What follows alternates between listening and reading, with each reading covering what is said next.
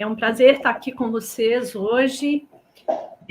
Espero que seja bastante proveitoso esse curso, né? Essa minha parte, minha exposição está mais associada às bases do controle biológico por conservação. Esse convite surgiu de uma palestra igual a essa, feita por um grupo pequeno de pessoas que acharam que seria levar isso a mais pessoas seria interessante. Então, a ideia aqui é repassar esses conhecimentos básicos para que, na área de trabalho de vocês possam aproveitar o máximo possível, né? Criando seus próprios mecanismos para atuar dentro do controle biológico por conservação. Então, eu vou falar inicialmente, mas depois eu espero que vocês também falem um pouco da experiência de vocês com o controle biológico por conservação, porque eu acho que essa troca é muito válida, tá? Então, eu vou começar. Vocês estão vendo a imagem está sendo projetada? Vocês estão me ouvindo bem? Sim, professor, estamos vendo e ouvindo bem. Então, tá. Então, eu começo agora. Muito obrigada. A pergunta básica para falar de controle biológico conservativo é: por que as pragas são constantes e frequentes em ambiente agrícola? A gente muitas vezes não se dá conta dos insetos associados às plantas, a não ser que nos chame a atenção pela beleza, né? Uma borboleta, uma joaninha, um inseto com uma aparência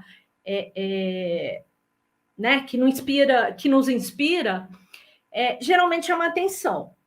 Mas no ambiente agrícola, ele chega a incomodar, né? E muitas vezes a associação dos insetos com as plantas é muitas vezes vista de forma negativa, né? Quase sempre de forma negativa. Ah, tem inseto, é um problema, né? Para grande parte dos agricultores, infelizmente. Então, eu gosto de mostrar, iniciar essa fala com essas três imagens que falam muito de biodiversidade, claro, né?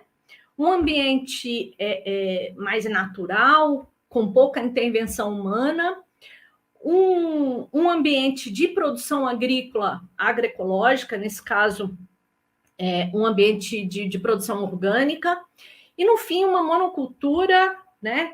É uma representação de um plantio convencional. E aí, por que a gente, quando eu mostro isso para os agricultores, eles me respondem, né? A gente não pode fazer essa troca aqui, né, hoje, mas o que eles me respondem é que eles veem uma diversidade, não só de plantas, diminuindo ao longo desse processo, né, de artificialização, né? Na verdade, um agroecossistema nada mais é do que a artificialização de um sistema para a produção de alimentos, né, em maior quantidade. E aí, nós temos, mesmo no ambiente orgânico, né, uma grande diferença do ambiente inicial, né, que podia ser esse ambiente da primeira imagem.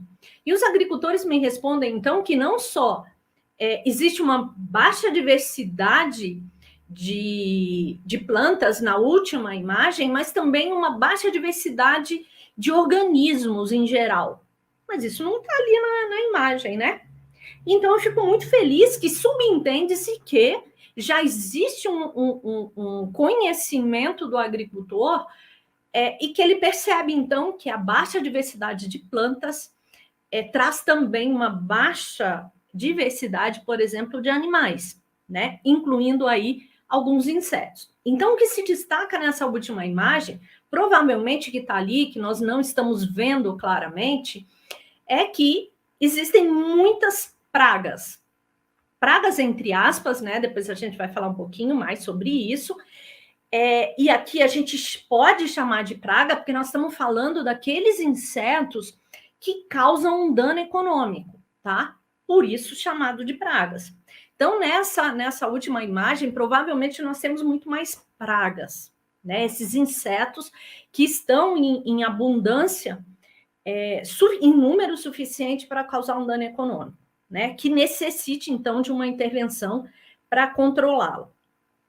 Então, diante disso, vem essa pergunta: por que no ambiente agrícola é mais constante, por exemplo, que ali no primeiro ambiente? Porque os insetos fazem toda a sua comunicação, as mediações dos insetos são feitas muito mais por odor do que por visualização, né? E por visão. Então, o que a gente vê na última imagem é que, se só tem um tipo de planta, qual o odor que tem nesse ambiente? O odor dessa planta, né? Então, quem se interessa por essa planta em se tratando de insetos? Os insetos que se alimentam dela. Então, num ambiente desse, da terceira imagem, quem vai chegar primeiro são os insetos que se interessam por ele, ou seja, os insetos fitófagos, né? Ou herbívoros, aqueles que se alimentam dessa planta exclusivamente. Então, há um pequeno número, um rol de insetos que se interessam exclusivamente por essa planta ou por outras, mas que, nesse caso, com alimento em abundância, vão chegar até essa área, tá? E o que a gente fala dos insetos benéficos polinizadores? Eles vão existir nessa área? Provavelmente eles vão chegar em épocas mais tardiamente, em épocas muito pontuais. Os polinizadores, quando essas plantas oferecerem pólen, né, e néctar, e os controladores naturais, quando a população de insetos fitófagos já teria se tornado uma população de pragas, né? Que são os alimentos deles. Então, esses controladores naturais chegariam depois, porque o odor dessas plantas não os atrai inicialmente, né? Então, é basicamente por isso, porque o odor que tem no ar, numa monocultura, é daquela cultura e quem se interessa por ela chega primeiro e se farta, né? Para dar continuidade nisso, a gente também percebe que nesse ambiente, nessa diferenciação que ocorre para a produção de alimentos, nessa artificialização do ambiente, há uma remoção total ou parcial da comunidade de plantas e animais, né, como a gente falou, enquanto o que é desejável é uma estabilidade, é uma autorregulação dessas populações, ou seja, um equilíbrio, né, que elas se autorregulem e se mantenham ali, existindo, né, coexistindo com as plantas. Se tem, então, uma monocultura, uma uniformidade genética, enquanto o desejável seria uma comunidade de plantas e animais bem diversificada. Tem também outras questões, né? A gente viu a fala da Ana Primavera inicialmente, associada à erosão do solo, né? Perda de nutrientes, modificação da microbiota em razão de tudo isso, dessa remoção de plantas.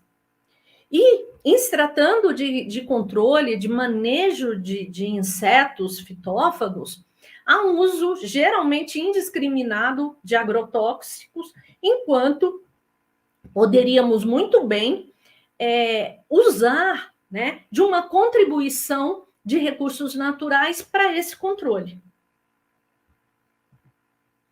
Então, o sucesso do plantio voltado para a produção de alimentos é o balanço entre serviços e desserviços.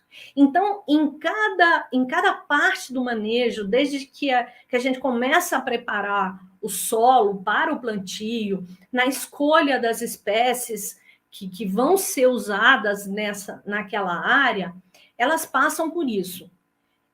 Isso é um serviço ou é um desserviço, né? Todas essas etapas, elas estão de acordo, elas podem ser mantidas, elas devem ser feitas dessa maneira, tá? Tudo isso, no final, coisas que a gente às vezes nem imagina, resulta, então, num maior número, né, de insetos com potencial de se tornar praga. Quando a gente fala de manejo de pragas em cultivos orgânicos, ele vai muito além, ele começa realmente muito antes do manejo dos insetos ali presentes. Ele começa, por exemplo, na escolha de variedades e cultivares que sejam resistentes a esses insetos mais comuns àquela cultura ou àquela região. Na escolha de um material propagativo sadio, já que dentro de um manejo agroecológico de insetos e de micro-organismos, a gente tem poucas alternativas, né? Então, o uso de material propagativo sadio é meio caminho andado, né? Estratégias de anti-estresse, claro, eu tenho que escolher a região certa e a época de plantio certo para cada espécie. Não adianta eu querer cultivar, por exemplo, o trigo numa região onde o trigo não se adapta, né? E uma planta que precisa de alta insolação numa época de inverno rigoroso, e assim vai. Um equilíbrio hídrico e nutricional, com aporte de matéria orgânica, adubação verde. Uso de telados, por exemplo, estufas. Na Embrapa Agrobiologia, a gente tem a fazendinha agroecológica lá, onde as espécies são escolhidas a dedo.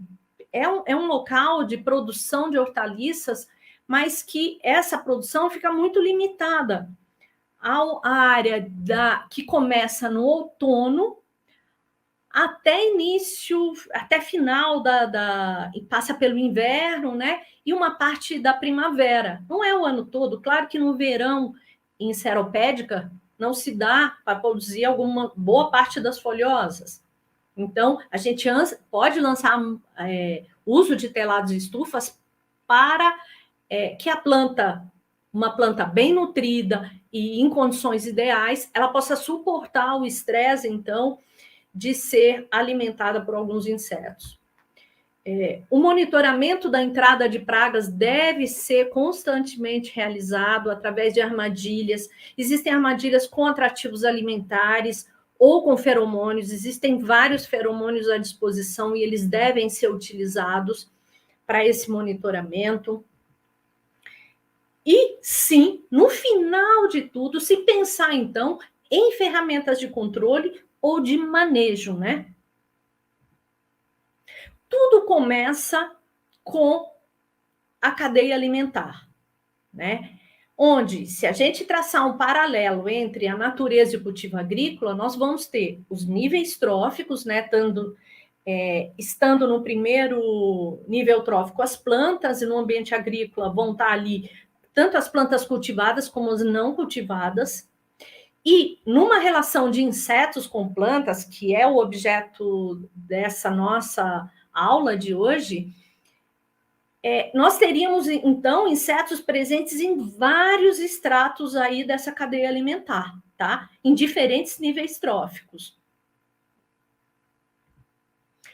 Mas, se o nosso foco, né, são aquelas, entre aspas, chamadas pragas, ou seja, insetos que eventualmente podem se tornar um problema para aquela cultura, nós temos, então, elas num segundo nível trófico, se alimentando, né, como insetos herbívoros ou fitófagos, como queiram chamar, das plantas cultivadas. Num terceiro nível trófico, os agentes naturais de controle, também chamados de inimigos naturais, né? Tem que haver muito cuidado ao utilizar esse termo, inimigos naturais, porque é comum que boa parte dos agricultores pensem em inimigos, aqueles insetos que causam danos às plantas, né?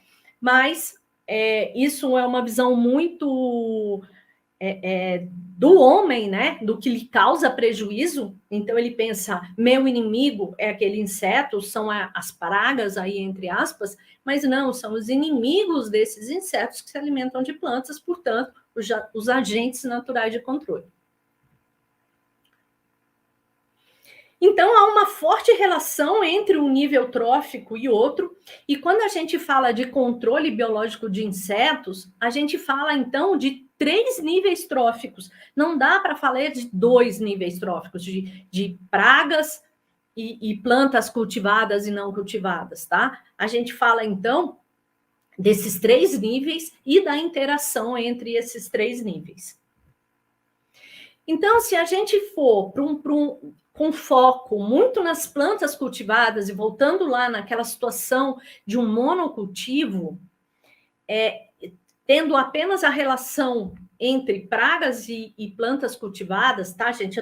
Eu estou usando esse termo praga pensando sempre aí nas aspas, tá?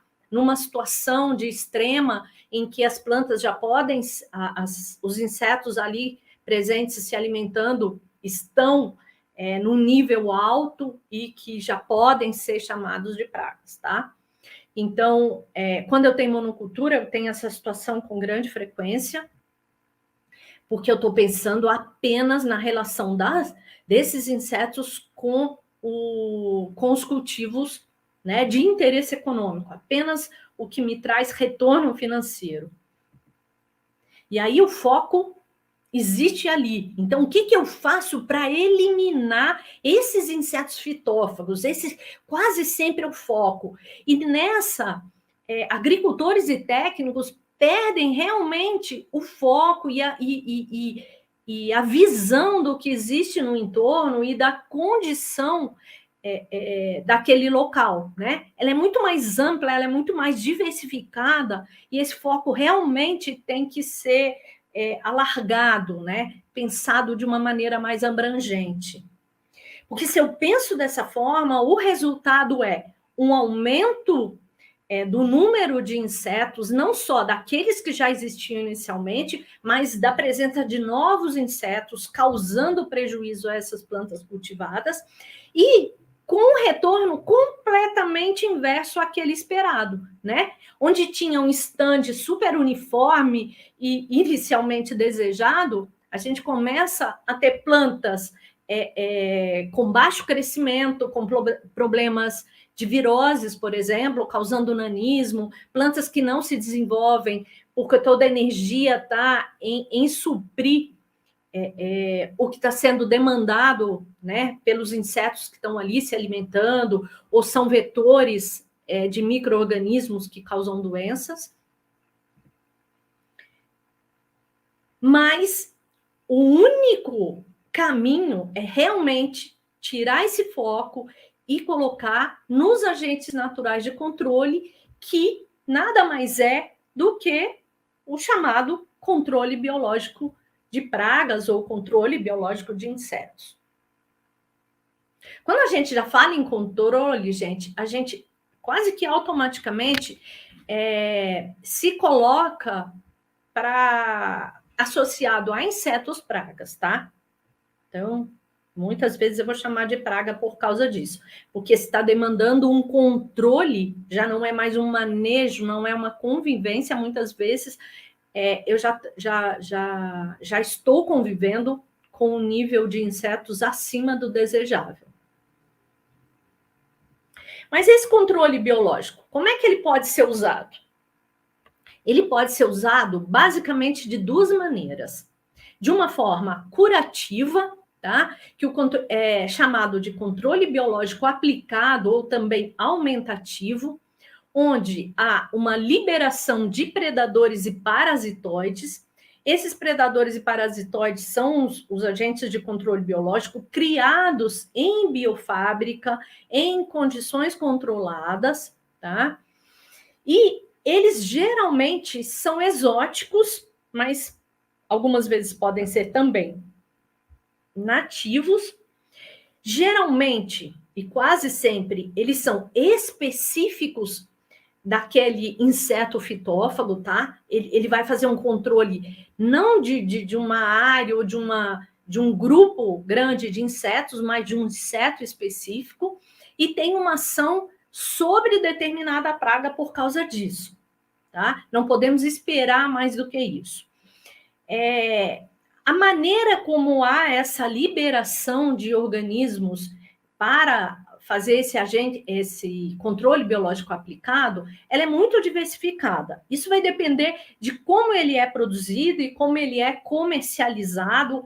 Existem pesquisas que mostram a melhor forma de distribuição. Então, pode ser tanto aqui como uma cartela de ovos parasitados com microvespas, que podem ser colocadas pontualmente na planta, como hoje já são utilizados drones para fazer essa liberação em áreas maiores. Então, isso não importa, de qualquer forma, é controle biológico aumentativo ou aplicado, tá? A segunda maneira, é muito interessante que a gente falar que esse tipo de controle biológico é uma forma curativa de se usar os agentes que estejam ali naturalmente. Por quê? Porque ele funciona aplicado em grandes quantidades para uma solução imediata, tá? Então, é quando o problema aparece, a gente usa o controle biológico para diminuir essa população que tende a aumentar. Mas o controle biológico, ele também pode ser usado de uma outra forma. Desculpa aqui, antes de entrar, esse controle biológico aplicado, ele é realizado com produtos biológicos que precisam estar registrados no Ministério da Agricultura, assim como é o caso de um inseticida. Então, hoje, para comercializar produtos biológicos com fins de controle biológico de pragas, nós temos 2 grupos principalmente. Os de micro-organismos, são fungos, bactérias, micro-organismos em geral, que causam doença aos insetos fitófitos exclusivamente, não são tóxicos para humanos e mamíferos em geral, né? E macro-organismos. A gente pode ver que os micro-organismos, eles estão ali como 60,4%, então boa parte dos que estão hoje aqui nessa aula vão afirmar com muito mais certeza, né, de que é muito mais fácil encontrar um inseticida à base de fungo, de bactéria, né, para comprar, para aplicar na sua área de cultivo, ou para recomendar como técnico, do que um macro-organismo, uma microvespa, um predador qualquer, né, uma joaninha, por exemplo. Então, há uma divergência nisso, mas é um mercado que está em expansão, o Brasil tem crescido nesse aspecto, então há uma tendência a ter muito mais à disposição. É muito frustrante quando a gente fala sobre controle biológico e o agricultor precisa encontrar esse organismo, ele se interessa em utilizar, mas nem sempre está disponível. Então, aqui tem uma série de macro-organismos que são encontrados, eles podem ser divididos entre insetos predadores, insetos parasitoides, ácaros predadores e nematóides, que são considerados também macro-organismos por esses órgãos controladores.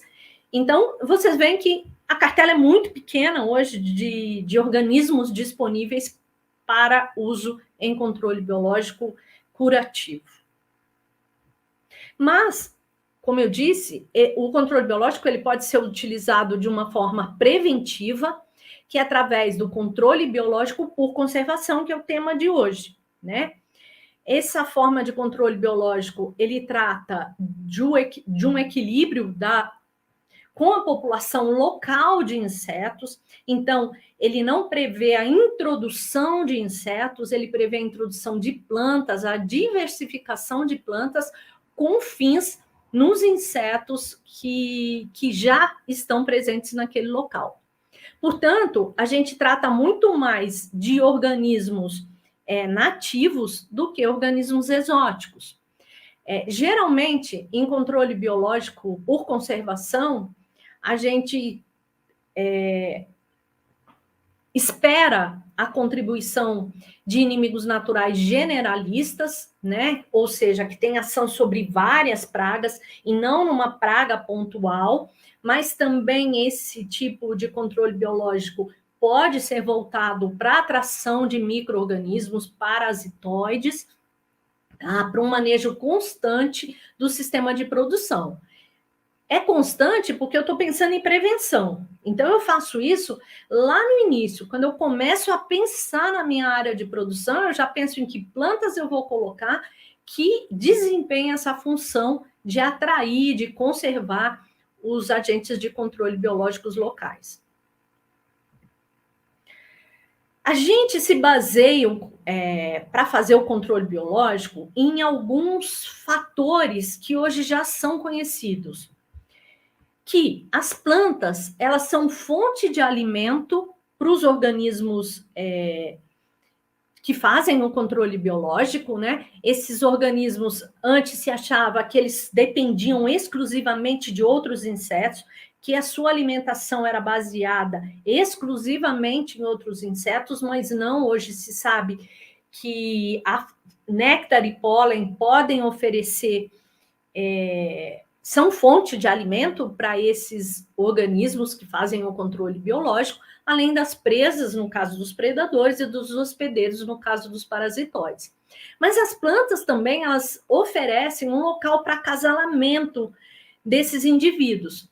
Se elas fazem isso, elas oferecem um local para as fêmeas colocarem seus ovos, que são os locais de oviposição, e oferecem abrigo e proteção, as plantas se configuram num centro de produção de inimigos naturais a céu aberto, né? Enquanto lá no controle biológico aplicado, a gente fabrica, entre aspas, né? Produz inimigos naturais numa biofábrica, sob condições controladas.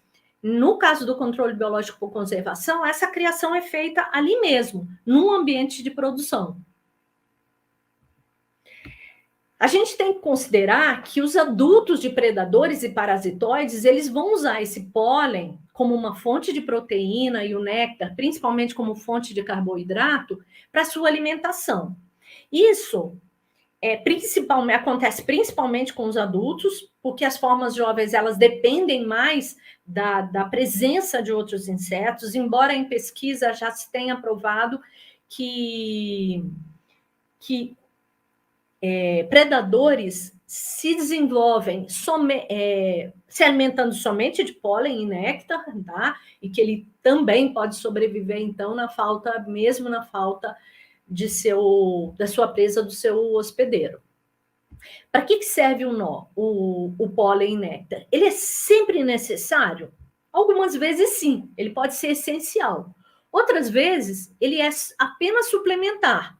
Ele funciona até que a presa de qualidade nutricional, que é de qualidade superior, geralmente, possa ser localizada por esse predador, por exemplo. Mas ela pode também ser complementar, né? O inseto se alimenta tanto das presas, mas complementa a sua dieta com as proteínas, os carboidratos e o que mais a planta puder oferecer.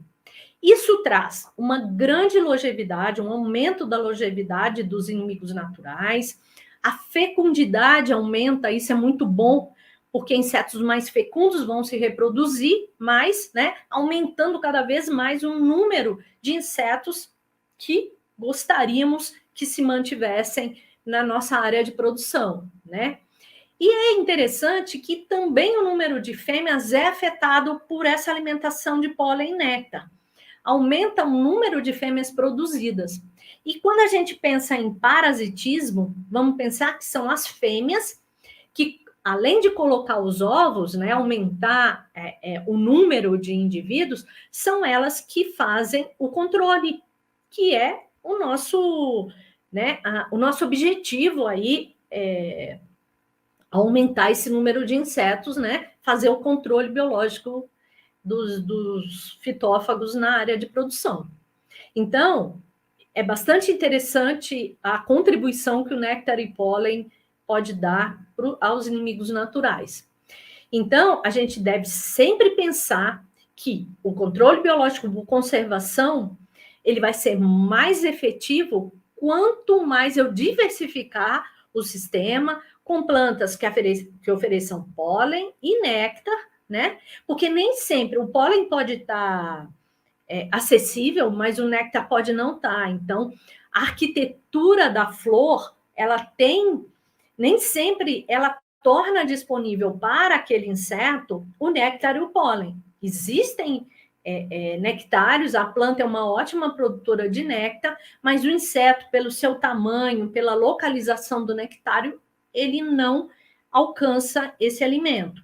Então, é bastante interessante plantas que possuam nectários extraflorais, que estão muito mais disponíveis, né, o acesso para esses insetos do que aqueles localizados nas flores, né? Já que precisa haver essa combinação de tamanho, arquitetura do aparelho bucal dos insetos, em combinação com a arquitetura da flor. Então, baseado em tudo isso, como é que o controle biológico conservativo pode ser implantado efetivamente no campo? Essas imagens nos trazem uma ideia disso, né? Essas plantas, elas podem estar nas bordas, elas podem estar espalhadas dentro de diferentes formas, intercaladas ou não, tá? Em áreas que não são produtivas dentro do sistema, né? Que estariam em pousio, por exemplo. Então, resumindo isso, se eu pensar numa área de produção, por exemplo, de hortaliças, eu posso muito bem inserir essas plantas, que eu chamo de plantas atrativas para inimigos naturais, nas bordaduras ou intercaladas, né, com as hortaliças. Um cultivo de hortaliças, ele costuma ser, principalmente em pequenas áreas, bastante diversificado por si só, né? Mas muitas vezes as plantas são colhidas para venda antes que elas, por exemplo, produzam flores. Então, essas plantas de interesse comercial nem sempre estão ali desempenhando o seu papel máximo na atração e manutenção de inimigos naturais. Por isso, a inserção de novas plantas. Eu vou considerar que essa plantinha aqui que eu pus, amarelinha, essa planta pode ser uma planta qualquer, que a pesquisa ou o conhecimento do agricultor tenha mostrado que ela é realmente efetiva para esse fim, né? Para fazer um criatório aberto. Ela é abrigo, local de acasalamento, oviposição, serve de alimento, e, enfim, um criatório aberto. Tá? Então, se eu fizer um zoom naquela planta, isso aqui é um crisântemo, mas não necessariamente precisa ser um crisântemo. Essa planta, se ela tiver pulgões se alimentando dela, que não sejam os mesmos pulgões que estejam lá nas hortaliças, né, de interesse comercial, claro que eu não quero levar insetos que sejam um problema para as plantas cultivadas. Eu só posso levar plantas para aquele sistema produtivo que tenham doenças e pragas, né, em potencial diferentes daquelas das plantas cultivadas. Então, digamos que essa tem um pulgão e não é o pulgão das hortaliças. Só de ter pulgão, olha quantos inimigos naturais essa planta pode atrair. Ela pode atrair joaninhas, os crisopídeos, pode microvespas que parasitam os pulgões, os cifídeos, que é essa mosquinha da flor, pode atrair óreos, que é esse predador, percevejo predador, que adora se esconder nas pétalas de flores, assim, de compostas, né, as teráceas, porque eles têm o hábito de se esconder. Então, só aqui eu tenho um conjunto de inimigos naturais que foram atraídos, e como essas plantas têm pulgão, têm néctar, têm pólen, né, por que eles vão sair dali? Eles vivem ali, se multiplicam, habitam essas flores que estão distribuídas no sistema produtivo.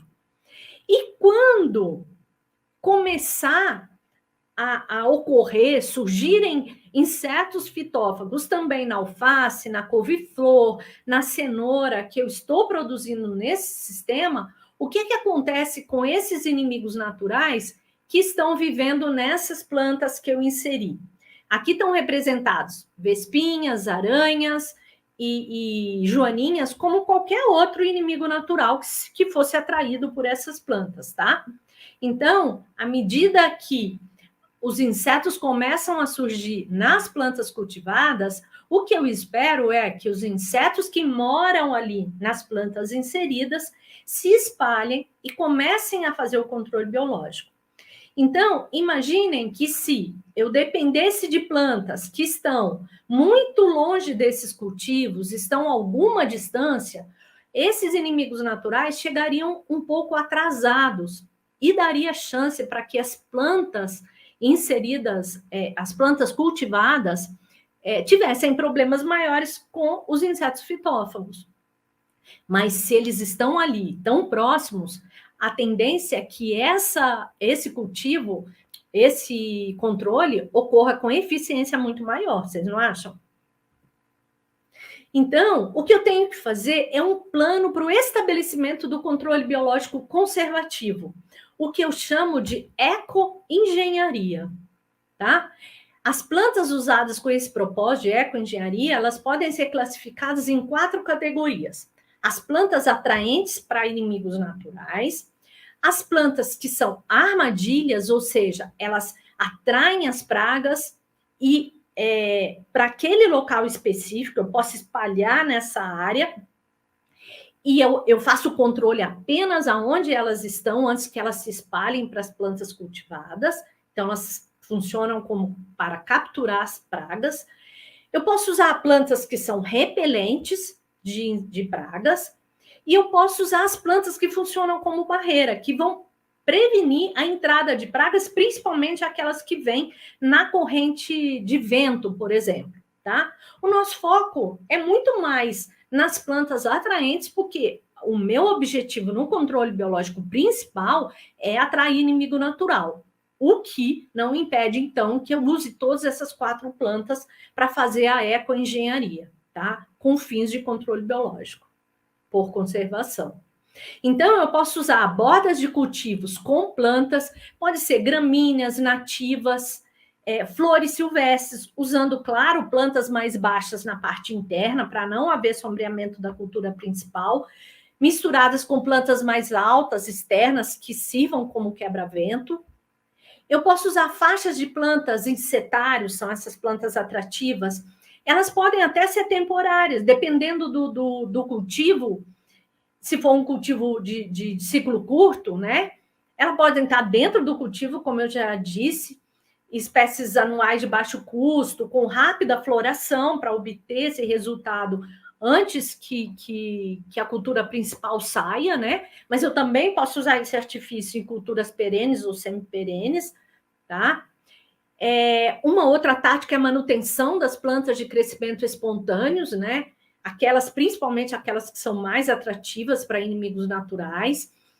Eu posso usar cerca-vivas e quebra-ventos, como eu já disse. Eu posso usar o sistema push-pull, não sei se vocês conhecem isso. É uma mistura de plantas que repelem as pragas, misturadas com plantas que atraem inimigos naturais, então potencializando o fator planta como um fator que possa trazer muito mais benefícios para aquele sistema, né? Então, é uma diversificação funcional, ou seja, que tem uma função específica, que nesse caso é fazer o manejo de insetos fitófagos. Eu posso usar coberturas permanentes em cultivos longos, por exemplo, gramíneas intercaladas com flores ou não, né? Intercaladas com leguminosas também, pode ser essas leguminosas de adubação verde, preferencialmente, tá? Usar culturas de cobertura, né? Que podem ser semeadas juntas ou separadas, vai depender de cada uma das plantas, tá? Cobertura de áreas não cultivadas dentro do sistema de produção de plantas fornecedoras de pólen e néctar, né? Isso a gente pode aproveitar. É muito comum que o agricultor de pequeno porte, que tem uma área pequena e que viva daquela área, ele tem a dificuldade para deixar uma área específica para essas plantas, né? Nós vamos, ao recomendar isso, nós vamos ser questionados que estão deixando uma área de produção para inserir essas plantas. E pode ser que, à primeira vista, os benefícios desse processo não seja visto. Então, a gente pode lançar mão de vias de drenagem, por exemplo, em áreas alagadas, né? As taipas na cultura do arroz, por exemplo, ou valas de drenagem, aterros, área próximas ao campus ou das estradas que estão ali pouco utilizadas, né? Perto das cercas, debaixo das cercas. Fornecimento de abrigo para inimigos naturais também pode ser realizado através de criação de ninhos artificiais para vespas solitárias, tá?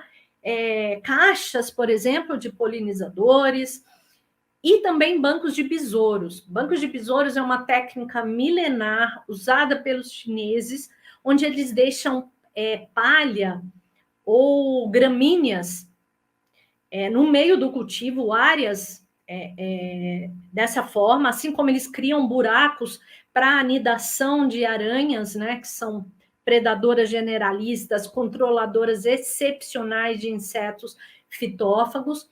Mas voltando aos bancos de besouros, esse capim, essa palha seca deixada perto dos cultivos, ela pode favorecer e servir de abrigo para besouros que são predadores de larvas que vivem nos solos, tá? Besouros da família Carábide, que vivem no solo, as larvas e os besouros adultos são predadores generalistas de uma série de pragas. Boa parte das lagartas que nós conhecemos como pragas importantes das culturas de interesse econômico, elas passam a fase de pupa no solo, então besouros que vivem ali naquele ambiente devem ser conservados, e essas práticas são interessantes, ocupam pouco espaço, tá? Mas devemos considerar que a diversidade da vegetação dentro ou ao redor é importante, a quantidade de cultivos que compõem essa rotação é muito importante. Quanto mais plantas fazem parte desse sistema, maior a minha chance de oferecer tudo o que esses insetos precisam, né? O tempo que os cultivos permanecem, claro que cultivos anuais provocam um desequilíbrio muito maior, então eu preciso ganhar uma área onde esses insetos benéficos possam se abrigar quando os cultivos de ciclo curto são retirados da área, ou eu devo fazer um escalonamento de retirada, não retirada de uma só vez, mas retirada aos poucos, né, dessa vegetação, para que essa recolonização ocorra e o equilíbrio existente se mantenha, né?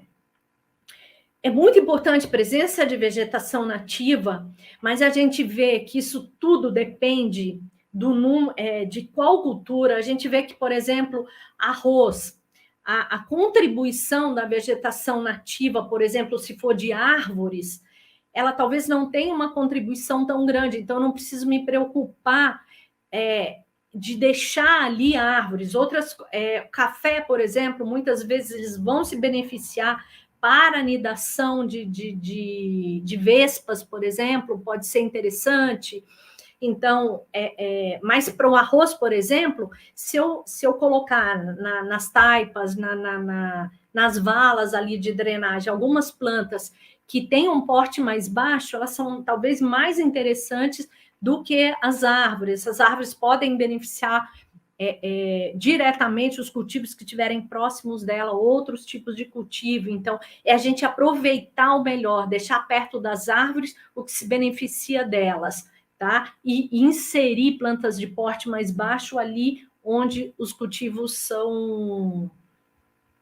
se beneficiariam melhor dessas outras plantas, tá? É preciso ter um grau de interação entre esses componentes também. Não adianta eu pensar que as plantas vão me oferecer muitos benefícios, sendo que eu tenho eles estão muito longe, eu não tenho um corredor de ligação, tá? Eu gosto muito, para representar isso, essa imagem que é na Ásia, né? É um cultivo de arroz, onde a cidade está aqui, tão perto, né? E cada centímetro dessa área, olha, foi usada com presença de girassol, de tagetes, né? Fazendo corredores aqui intercalados com plantio. E tão próximo da cidade, né? Isso pode ser feito de qualquer forma, né, é possível fazer o controle biológico conservativo com plantas ornamentais, principalmente as teráceas, aromáticas, adubos verdes, plantas cultivadas, as plantas espontâneas. Nosso tempo é curto, já até passou, e não dá tempo de dar muitos exemplos, né? Mas eles existem, eles estão aí na literatura. Existem também experiências interessantes com agricultores que com certeza vocês podem me trazer também o conhecimento de vocês na proximidade com os agricultores, ou se tiver hoje aí na plateia agricultores que possam trazer a sua contribuição na observação de plantas que fazem esse papel. E que eu acho mais interessante, gente, que essas plantas inseridas nos sistemas, elas tenham multifuncionalidade, tá? Que elas sirvam não só com o papel de atrair inimigos naturais, de fazer o controle biológico naquela área de produção, mas também que elas possam servir para a alimentação, por exemplo, dos animais que são criados naquele mesmo ambiente, né? Num pequeno sítio, que elas possam ser levadas para a feira, né? Se a gente está falando de flores, o ambiente também fica mais interessante, mais atrativo para visitação, por exemplo. Então, vamos pensar na multifuncionalidade e o papel dessas plantas é enorme, não é só para o controle biológico conservativo, né? Eu devo considerar alguns fatores, tá, gente? Atração, então, acesso, valor nutricional do alimento, essa relação que existe entre presa e hospedeiro, presa ou hospedeiro, né? E, claro, quais pragas e doenças a planta tem. É o básico de qualquer policultivo, né? Não é diferente para esse com fins de controle biológico. Mas, gente, de nada adianta a gente querer atrair inimigos naturais se eu não reconheço os inimigos naturais quando eles começam a surgir, começam a aumentar na área de produção. Eu gosto de mostrar esse exemplo aqui, porque eu não... E quando eu pergunto isso, eu tenho essa oportunidade de troca, as pessoas acham que, por exemplo, essa primeira pode ser uma cochonilha, alguns reconhecem esses outros insetos, essa outra pode ser, a última pode ser uma lesma, por exemplo, mas essas aí são formas jovens de alguns inimigos naturais. As primeiras 3 são de joaninhas, e a última é dessa mosquinha da flor, né, que é da família sífide, né, são sifídeos. Então, a ocorrência de insetos nos cultivos agrícolas nem sempre é um problema. Toda calma, vamos reconhecer quem são esses insetos, que alguns deles podem estar ali como uma solução e não como um problema, né? Por isso é interessante reconhecer os inimigos naturais. Vocês devem conhecer essas cartilhas que fizemos há um tempo atrás, um guia para reconhecimento de inimigos naturais. Ela tem formato de bolso para que técnicos e produtores rurais levem isso para o campo e façam a consulta ali mesmo, né? Ela tem imagens, tem um pequeno texto que explica como reconhecer nas fases jovem e adulta a cada um desses insetos. Ela pode ser baixada no site da Embrapa, tem um link aqui, mas eu também enviei para a organização do curso. E também tem o aplicativo Guignat, né, que nada mais é do que um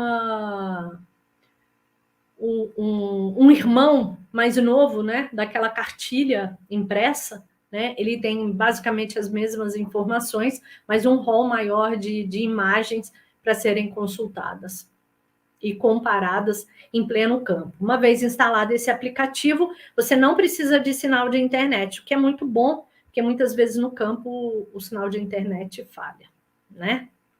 Além dessa cartilha e desse aplicativo eu acho que só tem esse, mas existem outras cartilhas na Embrapa mesmo, e então são inúmeras as possibilidades de fazer download, de receber essas cartilhas para fazer esse trabalho em campo, tá? Eu passei um pouco, né, da minha apresentação, eu acabo não conseguindo falar em tão pouco tempo, mas eu peço desculpas por extrapolar um pouco o tempo, eu prefiro passar essa informação, né, para que a gente possa conversar mais a respeito. Acho que eu não extrapolei muito.